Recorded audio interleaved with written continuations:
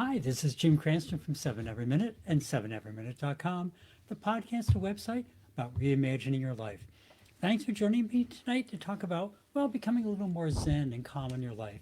So let's get started. If you like what you hear tonight, please leave a like, tell your friends, send me a message. Thanks for joining me tonight to talk about, well, how to deal with difficult situations even when you really just can't leave, like, say, when you're on an airplane or on a train or something like that. But first, let me preface this by saying I'm not a chill sort of person at all. I always laugh inside when people say, "Oh, I'm so calm and patient," because I assure you that's a learned skill. Left to my own devices, I would, in most situations, tend to say a bunch of things that, well, I really meant. But, you know, I may still briefly even think those thoughts, even for a second. But I realized two things a number of years ago. Just escalating a situation for no useful purpose rarely helps the situation, but it can make it dramatically worse. Also, stepping back and either looking at the good side or at least trying to understand why something is bothering you or what you might do to kind of de escalate things usually produces a lot better results. I was chuckling as I was reading an article on how to cope with travel chaos while flying because this was a whole busy weekend just after the Memorial Day weekend. And it was in the personal section of the Wall Street Journal. Of course, how to cope with travel chaos, be a Zen master. And it was an interesting article on many levels. First off, this is really kind of a quintessential first world problem, of not having sufficiently pleasant surroundings as you whisk off hundreds or even thousands of miles away, quite likely for a vacation, or even if it's for work, they're probably playing you pretty well if they're flying you somewhere. So I laugh even at the context of it, but I digress on that whole aspect, and we'll skip that for the moment. However, the horrific trauma that was first being described was that a child in the seat in front of the person writing the story was playing with a distracting toy while they were waiting for departure. For context, the story was actually about the travel editor traveling with someone who teaches yoga and was there to coach the editor on how to reframe stressful situations. So that was the kind of the context of the whole article. However, my favorite line, and it sums up all the things we often talk about here, is that the, the, the coach looked across the aisle, so the other person, and seeing how they were getting, kind of wound up and getting ready to react to the child in one way or another, he leaned over and said, "What are you glad about?"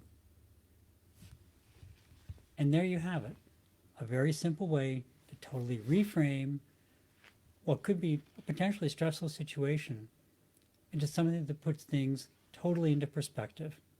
What are you glad about? They could be glad that they were on a flight to Florida. They could be glad they got to write an interesting human interest stories and they're traveling with an aspiring person. The list of good things the reasons to be glad is about as long as a list of things they could be annoyed at. The coach, his name is Ross Rayburn. He's the lead instructor for yoga and meditation at Peloton. He goes on to talk about a surefire way to change a situation is to help someone else who's struggling in some way.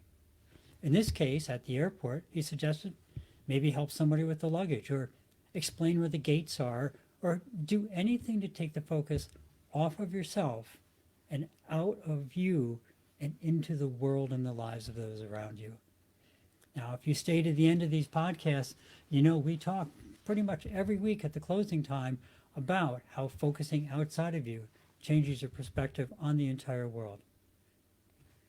Ross then goes on to say, take a deep breath. Personally, I tend not to actually take the breath. Probably might be better if I did, but I don't. But I do always mentally step back and have a quick talking to with my inner self and ask myself, what could I do to change the dynamic of this situation? And I really do. I actually pause for just a second, and it's just to put a break in there. Because somebody says something, they do something, and you're all set to react. If you just break the chain right there, so it's not just a reaction, but a conscious, thought out string of actions instead of a reaction, totally changes the whole dynamic. So he and I both actually then take the same next step, which is to decide what is the best next step to take. As Mr. Rayburn says, Strategizing is better than panicking. And that I would add, or responding without a productive purpose. Somebody does something that's purposely cut in line and look at you and cut in line, you're, at least my immediate response is just say something. And it's better to just say nothing for a second and then actually form a real response. It was a pretty interesting article. And although it was framed around air travel, it really applies quite nicely to essentially every situation and interaction pretty much every day of our lives. And it was kind of cute. Actually, at the end of the article, they do close with the same sentiment. He says, that's not just travel, that's life. And that's really true. Every day, we have the choice to make whenever anything happens. We talk about this a lot. We get to change how we react to it. Sometimes the choices are very dramatic, obviously, but most of the time they really aren't, and we just turn it into drama.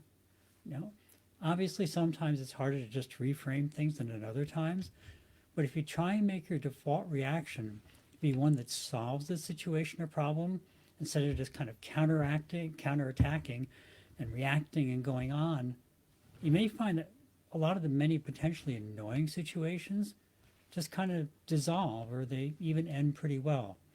I realize it's not always easy, but it's also easy to forget that being angry takes a big toll on you as well.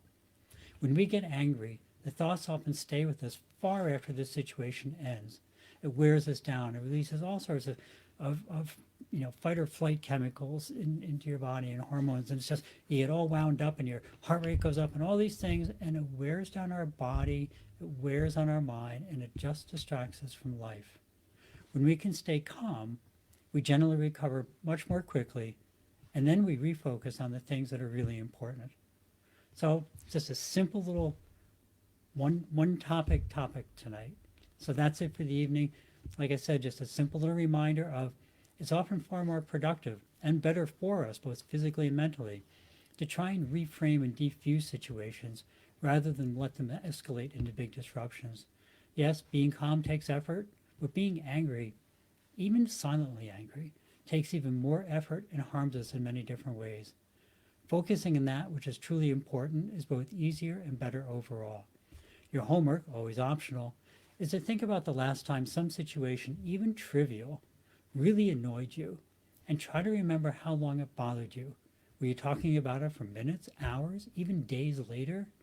Was it really even that significant?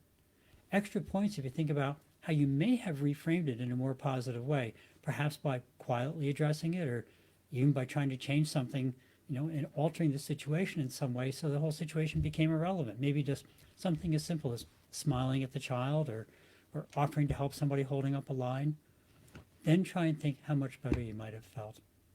So as always, please remember the war in Ukraine, the war in Israel and Palestine, lots of things going on in the world, lots of things that really would be nice if they would resolve in a lot better way. But at the moment, there's a lot of people who need a lot of help.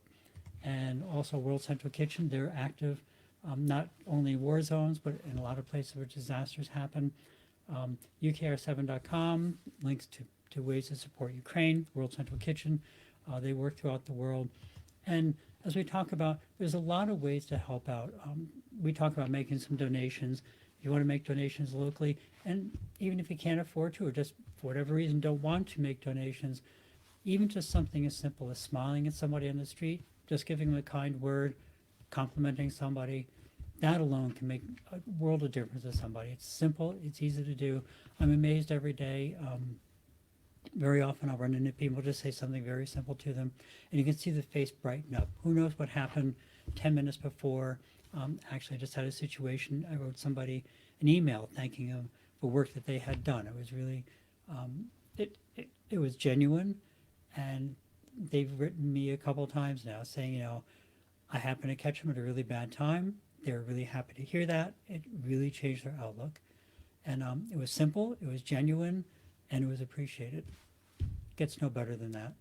As always, thank you for stopping by. If you found something interesting or useful, please pass it along. And if not, please shoot me a note, ask me what you'd like to hear, and we'll talk about it. Hit that like button if you can. As always, have a great week.